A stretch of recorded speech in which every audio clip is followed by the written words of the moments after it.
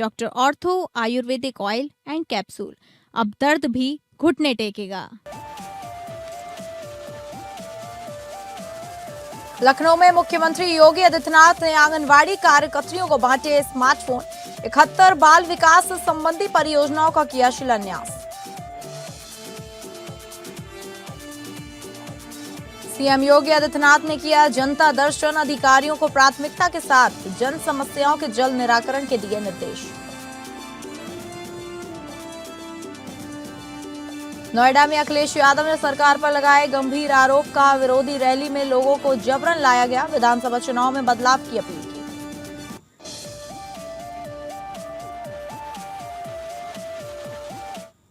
नमस्कार, हिसाब किताब के इस खास शो में मैं हूं डॉक्टर प्रसून। बीजेपी के दिग्गज नेता निशिकांत दुबे उड़ीसा के पूर्व मुख्यमंत्री बीजू पटनायक को अमेरिकी सरकार, अमेरिकी खुफिया एजेंसी CIA और नेहरू के बीच का बिचौलिया करार दिया, जिसके बाद बीजू जनता दल के सांसद सम्मित पात्रा ने बीजेपी पर उड़ीसा की संस्कृति और सभ्यता का मजाक उड़ाने का आरोप लगाते हुए निशिकांत दुबे की अध्यक्षता वाली संसदीय IT पैनल से इस्तीफा दे दिया। तो आज हम चर्चा करेंगे, क्या बीजू पटनायक CIA के एजेंट थे, क्या वह डबल एजेंट थे। तो आपको बता दें कि बीजेपी के दिग्गज नेता निशिकांत दुबे ने 27 मार्च को पत्रकारों से बात करते हुए दावा किया था कि नेहरू ने 1962 में भारत और चीन के बीच युद्ध को अमेरिकी पैसे और CIA एजेंटों की मदद से लड़ा था। निशिकांत दुबे ने दावा किया कि उड़ीसा के तत्कालीन मुख्यमंत्री बीजू पटनायक की अमेरिकी सरकार CIA और नेहरू के बीच की कड़ी थी। दुबे ने दावा किया कि नेहरू ने अधिकारियों से कहा था कि सरकार ने पटनायक को अमेरिका के मामलों में महत्वपूर्ण काम करने के लिए भेजा और वह रक्षा मामलों पर चर्चा कर रहे हैं। द कंटोनमेंट कॉन्स्पिरेसी किताब का संदर्भ देते हुए निशिकांत दुबे ने यह दावा किया। यह पुस्तक MM नारवणे ने लिखा है, जो भारतीय सेना के जनरल रह चुके हैं, सेनाध्यक्ष रह चुके हैं। निशिकांत दुबे ने अपने दावों के समर्थन में अक्सर उन ऐतिहासिक दस्तावेजों और किताबों का जिक्र किया जो 1960 के दशक के भारत चीन युद्ध और उसके बाद के घटनाक्रमों पर आधारित है। 1962 का युद्ध और आर्कांजेल का जिक्र करते हुए निशिकांत दुबे ने कहा कि 1962 के भारत चीन युद्ध के दौरान भारत को खुफिया जानकारी और सैन्य रसद की सख्त जरूरत थी। निशिकांत दुबे दावा करते हैं कि नेहरू ने बीजू पटनायक को विशेष दूत के तौर पर अमेरिका भेजा ताकि CIA के साथ समन्वय बैठाया जा सके। इस्टेब्लिशमेंट 22 यानी भारत की गुप्त सैन्य इकाई स्पेशल फ्रंटियर फोर्स के गठन में बीजू पटनायक की भूमिका को भी CIA के साथ उनके कड़ी के रूप में पेश किया गया। निशिकांत दुबे के अनुसार बीजू पटनायक केवल एक मुख्यमंत्री ही नहीं थे, बल्कि वह नेहरू के अनौपचारिक रक्षा सलाहकार की तरीके से काम कर रहे थे। दुबे का आरोप है कि इस दौरान कई कड़ियां थीं जहां भारत की सुरक्षा और CIA के बीच इनपुट के तौर पे बीजू पटनायक एक सेतु की भूमिका निभा रहे थे। उड़ीसा की सत्ताधारी पार्टी BJD ने यानी बीजू जनता दल ने इस बयान पर कड़ा ऐतराज जताया। बीजू जनता दल के सांसद ने कहा कि बीजू पटनायक एक महान स्वतंत्रता सेनानी और भूमिपुत्र थे। उन्हें किसी विदेशी एजेंसी की कड़ी बताना उनका अपमान है। बीजू जनता दल का कहना है कि निशिकांत दुबे राजनीतिक लाभ के लिए इतिहास को गलत संदर्भ में पेश कर रहे हैं।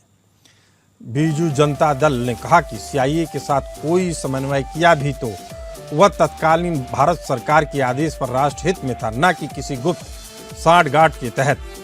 बीजू पटनायक एक कुशल पायलट थे, कलिंग एयरलाइंस के मालिक थे। उनके बारे में जगजाहिर है कि उन्होंने कई साहसी मिशनों जैसे इंडोनेशिया के राष्ट्रपति सुकर्णो को बचाने जैसी चीजों को अंजाम दिया। निशिकांत दुबे का निष्कर्ष है कि उनकी इसी विशेषज्ञता का उपयोग नेहरू ने CIA के साथ रणनीतिक एयरलिफ्ट और खुफिया ऑपरेशंस के लिए किया। 1962 के भारत चीन युद्ध में मिली हार के बाद भारत को एक ऐसी सेना की जरूरत महसूस हुई जो हिमालय की ऊंचाइयों पर छापामार युद्ध कर सके। बीजू पटनायक ने ही तत्कालीन प्रधानमंत्री जवाहरलाल नेहरू और आईबी चीफ बीएन मुल्लिक के सामने यह विचार रखा कि तिब्बती शरणार्थियों यानी खंपा विद्रोहियों को मिलाकर एक विशेष बल बनाया जाए। नेहरू ने बीजू पटनायक पर इतना भरोसा किया कि उन्हें अपना रक्षा सलाहकार नियुक्त कर दिया और साउथ ब्लॉक में एक कमरा भी दिया। निशिकांत दुबे जिस कड़ी की बात कर रहे हैं वह मुख्य रूप से 1963 की बीजू पटनायक की वॉशिंगटन यात्रा से जुड़ा हुआ है। मार्च 1963 में नेहरू ने बीजू पटनायक को अमेरिका भेजा। वहां CIA के अधिकारियों और अमेरिकी रक्षा विभाग के साथ गुप्त बैठकें की। इसी यात्रा के बाद CIA ने एस्टेब्लिशमेंट 22 के लिए हथियार, आधुनिक उपकरण और पैराशूट ट्रेनिंग देने के लिए सहमत जताई। बीजू पटनायक ने ही सुनिश्चित किया कि अमेरिकी मदद बिना किसी सार्वजनिक शोर शराबे के भारत पहुंचे। बीजू पटनायक ने न केवल सेना बनवाई बल्कि उसके लिए सुरक्षित ठिकाना भी दिया और एविएशन रिसर्च सेंटर की स्थापना में महत्वपूर्ण भूमिका निभाई। उड़ीसा का चारबतिया एयरबेस यानी कटक के पास जो एयरबेस है, बीजू पटनायक की देखरेख में CIA और भारतीय खुफिया एजेंसियों का मुख्य केंद्र बना।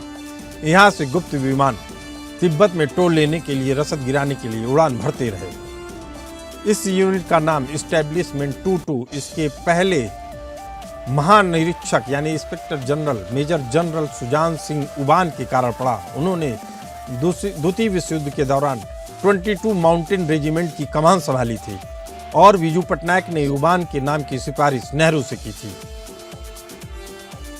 तिब्बती युवाओं को इस फोर्स में शामिल करना आसान नहीं था। बीजू पटनायक ने नेहरू के दूत के रूप में दलाई लामा से मुलाकात की और उन्हें इस बात के लिए राजी किया कि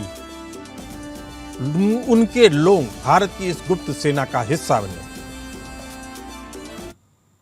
निशिकांत दुबे के बयान पर बवाल इसलिए क्योंकि उन्होंने बीजू पटनायक को CIA का लिंक कहकर संबोधित किया, जिससे विपक्षी दल खासकर बीजू जनता दल एक एजेंट या दलाल की तरीके से देख रहे हैं, जबकि समर्थकों और इतिहासकारों का तर्क है कि वह भारत के राष्ट्रीय हित में एक रणनीतिकार की भूमिका निभा रहे थे, न कि किसी विदेशी शक्ति के हित में। बीजू पटनायक की शख्सियत एक राजनेता से कहीं ज्यादा इंटरनेशनल मैन ऑफ मिस्ट्री और जाबाज पायलट की रही। जवाहरलाल नेहरू उन पर इतना भरोसा करते रहे क्योंकि बीजू ने कई बार असंभव दिखने वाले मिशनों को अपनी निडर उड़ान से सच कर दिखाया। इंडोनेशियाई क्रांति और ऑपरेशन सुकर्णो जो 1947 में हुआ के दौरान बीजू पटनायक का सबसे प्रसिद्ध कारनामा रहा, जिसमें उन्हें अंतर्राष्ट्रीय नायक के तौर पर साबित किया। डच सेना ने इंडोनेशिया की घेराबंदी कर रखी थी। वहां के राष्ट्रवादी नेताओं सुकर्णो और हट्टा को नजरबंद करने की कोशिश थी। नेहरू चाहते थे कि इंडोनेशिया नेता भारत आए ताकि दुनिया को डच साम्राज्यवाद के खिलाफ एकजुट किया जा सके। उन्होंने बीजू पटनायक को बुलाया। बीजू पटनायक अपनी पत्नी ज्ञान पटनायक के साथ अपना डकोटा विमान लेकर जकार्ता के पास एक खतरनाक रनवे पर उतरे। उन्होंने डच लड़ाकू विमानों की चेतावनी को नजरअंदाज किया और सुकर्णो और हट्टा को सुरक्षित निकालकर दिल्ली ले आए। इस बहादुरी के लिए इंडोनेशिया ने उन्हें अपने सर्वोच्च नागरिक सम्मान भूमिपुत्र से नवाजा। ऐसे ही अक्टूबर 1947 में जब पाकिस्तानी कबीलाइयों ने कश्मीर पर हमला किया तो वह बीजू पटनायक ही थे जिन्होंने भारतीय सैनिकों यानी एक सिख रेजिमेंट को लेकर श्रीनगर हवाई अड्डे पर लैंडिंग की। उस समय रनवे सुरक्षित है या नहीं इसकी कोई जानकारी नहीं थी। अगर बीजू लैंडिंग नहीं करते तो शायद श्रीनगर पर कब्जा हो चुका होता। उन्होंने अपनी सूझबूझ से यह सुनिश्चित किया कि भारतीय सेना समय रहते वहां पहुंचे। शीत युद्ध यानी कोल्ड वॉर के दौरान बीजू पटनायक की कलिंग एयरलाइंस का इस्तेमाल अक्सर खुफिया मिशनों के लिए किया जाता था। ऐसा कहा जाता है कि उन्होंने अपने विमानों से सोवियत संघ और चीन की सीमाओं के पास टोही मिशनों को अंजाम दिया। उनकी विमानन कंपनी के पास ऐसे पायलट थे जो दुर्गम पहाड़ियों और बिना रोशनी वाले रनवे पर उतरने में माहिर थे। द्वितीय विश्व युद्ध के दौरान वह रॉयल इंडियन एयरफोर्स में थे। एक तरफ वह ब्रिटिश फौज के लिए रसद पहुंचाते थे, वहीं दूसरी तरफ वह गुप्त रूप से भारत छोड़ो आंदोलन के नेताओं जैसे अच्युत पटवर्धन को एक शहर से दूसरे शहर पहुंचाते और ब्रिटिशों की नजरों से बचाते थे। जब अंग्रेजों को भनक लगी तो बीजू पटनायक स्वतंत्रता सेनानियों की मदद कर रहे हैं तो उन्हें 1943 से 1945 तक जेल में डाल दिया गया। नेहरू उन्हें छोटा भाई मानते थे। बीजू पटनायक उन गिने चुने लोगों में से थे जो सीधे पीएम हाउस यानी तीन मूर्ति भवन में बिना किसी अपॉइंटमेंट के आ जा सकते थे। यही कारण है कि जब 1962 की हार के बाद खुफिया तंत्र को फिर से खड़ा करने की बात आई तो नेहरू ने किसी जनरल या ब्यूरोक्रेट के बजाय अपने इस उड़ने वाले मित्र बीजू पटनायक को चुना। निशिकांत दुबे का हालिया खुफिया मिशन वाली छवि, हालिया बयान बीजू पटनायक की खुफिया मिशन वाली वर्तमान राजनीति से जोड़ने वाली एक प्रयास माना गया। इसी मुद्दे पर चर्चा करने के लिए हमारे साथ मौजूद हैं रिटायर्ड कमांडर भूषण दीवान जी, रिटायर्ड कर्नल दिनेश शर्मा जी और राजनीतिक विश्लेषक संदीप चौधरी जी। यह बड़ा मुद्दा है कि आखिर बीजू पटनायक की चर्चा आज क्यों की जा रही है और निशिकांत दुबे अगर ये बात कह रहे हैं तो उसके क्या निहितार्थ हैं। संदीप जी।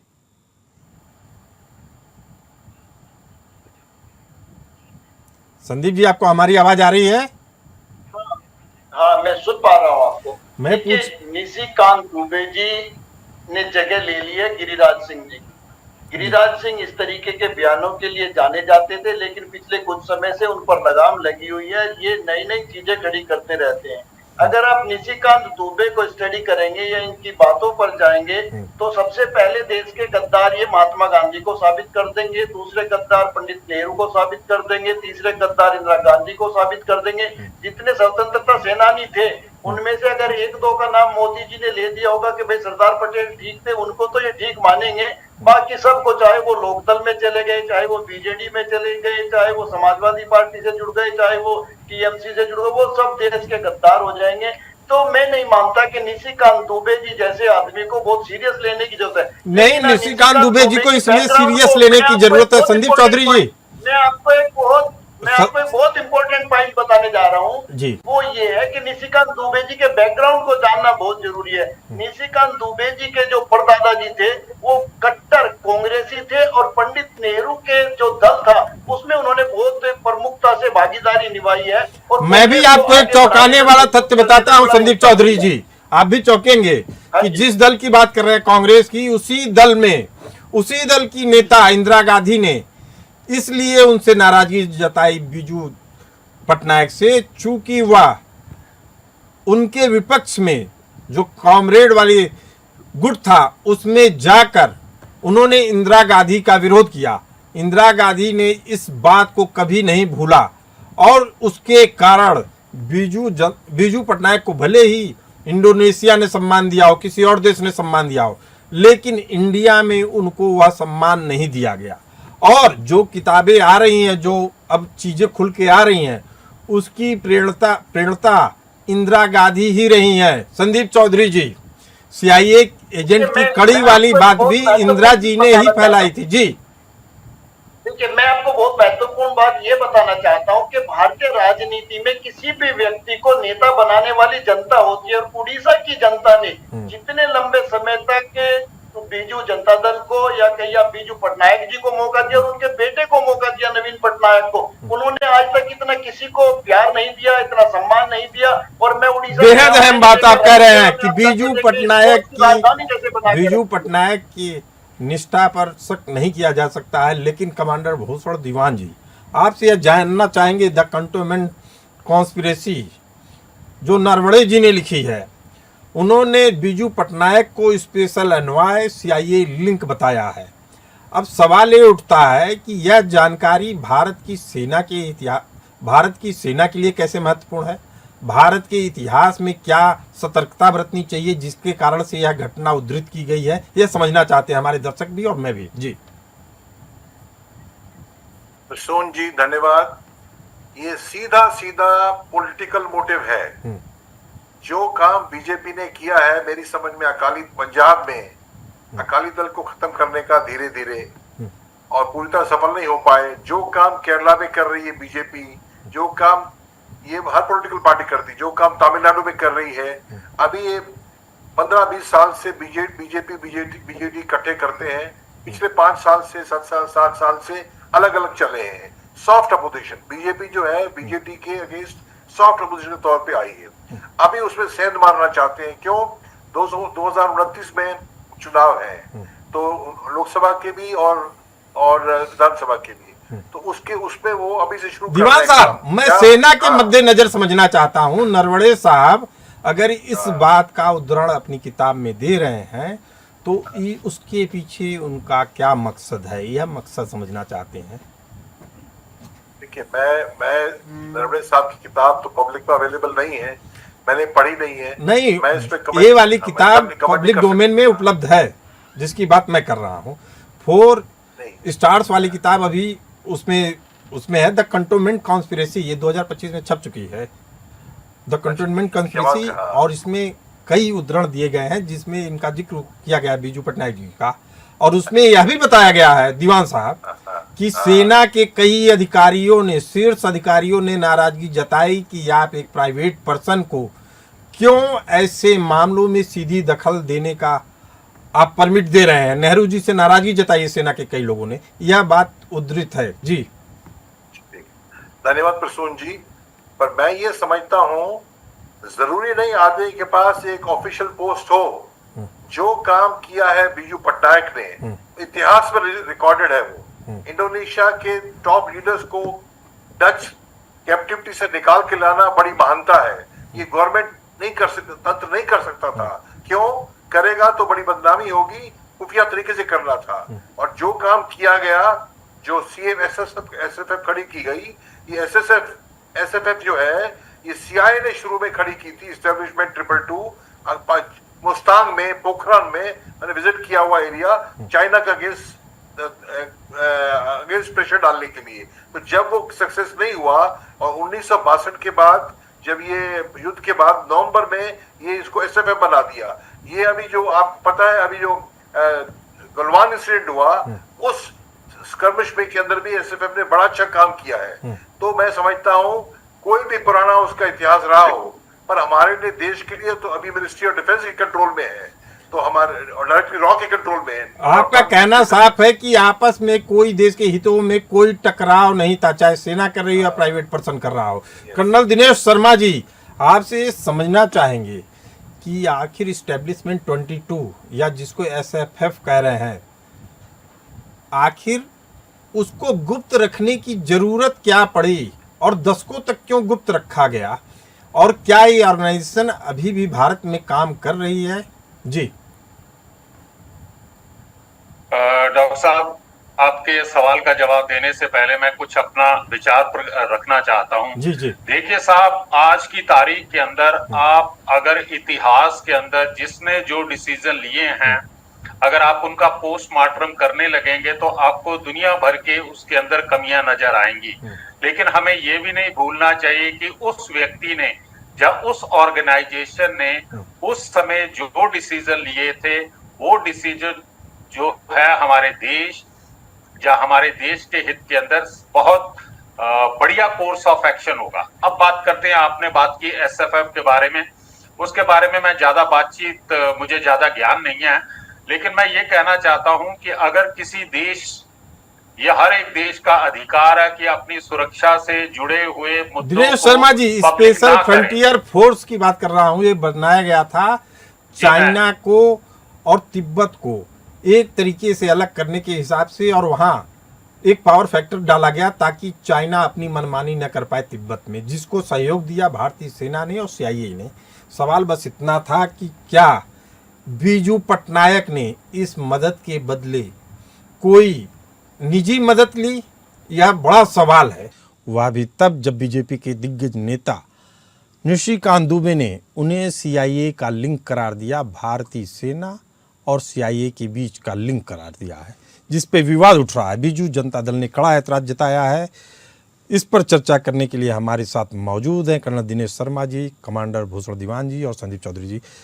कर्नल दिनेश शर्मा जी, आपसे सवाल पूछ रहा था कि इस्टेब्लिशमेंट 22 या जिसको स्पेशल फ्रंटियर फोर्स कहते हैं, कहा जाता है बीजू पटनायक ने अपनी एविएशन कंपनी को फायदा पहुंचाने के लिए इस स्पेशल फ्रंटियर फोर्स का गठन किया, गुप्त सेना का गठन किया, और असल में वह अपनी एविएशन कंपनी को इस्टेब्लिश कर रहे थे, ना कि भारत सरकार की मदद कर रहे थे।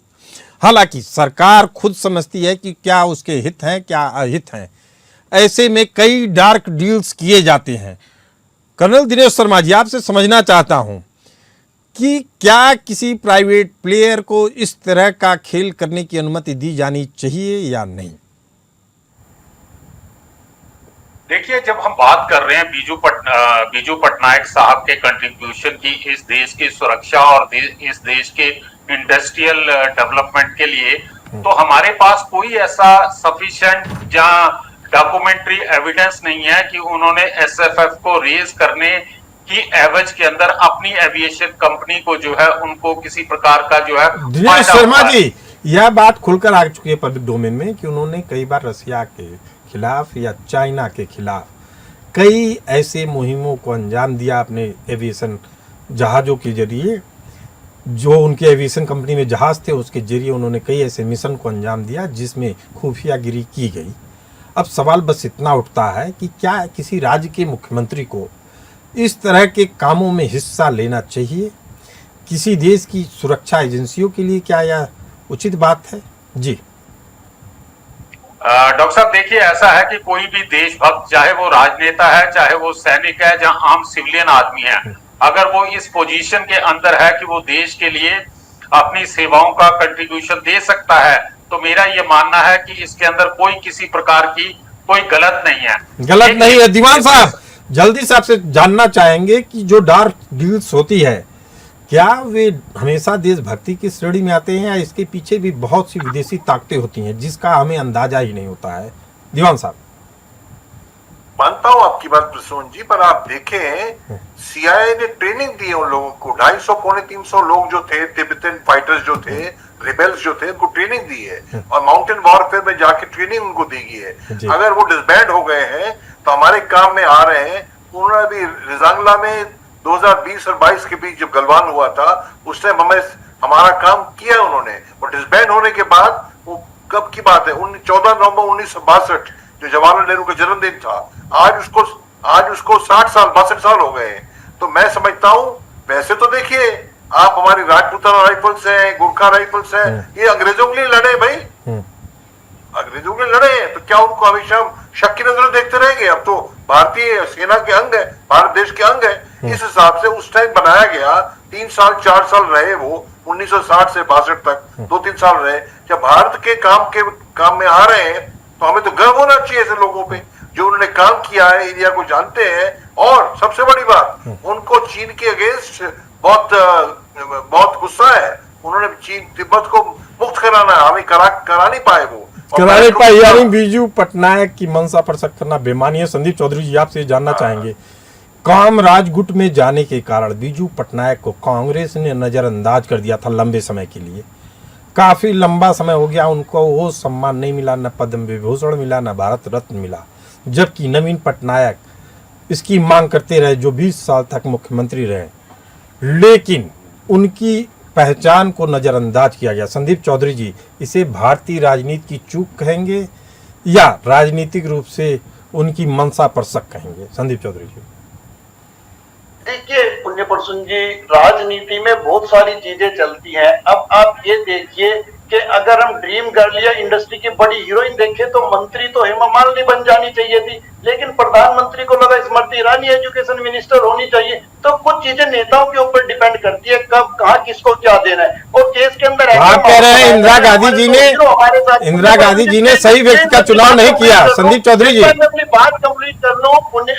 हमारे साथ डिबेट में 2 हीरो बैठे हैं, देश के हीरो। ऐसा माहौल बनाया जा रहा है, थोड़े दिन में हमें इनके ऊपर शक होने लगेगा इन्होंने हिंदुस्तान के लिए काम किया या पाकिस्तान के लिए काम किया। उन लोगों को हमें सैल्यूट करना चाहिए जिनकी वजह से आज आजादी हो रही है। और हम चलिए ठीक है, आपकी बात क्लियर हो गई कि हमें उन लोगों को सैल्यूट करना चाहिए जो देश के लिए अपना योगदान दिए। आप तीनों मेहमान इस खास चर्चा में, आप तीनों का बहुत बहुत धन्यवाद। फिलहाल इस चर्चा में इतना ही, हमें दीजिए इजाजत। नमस्कार।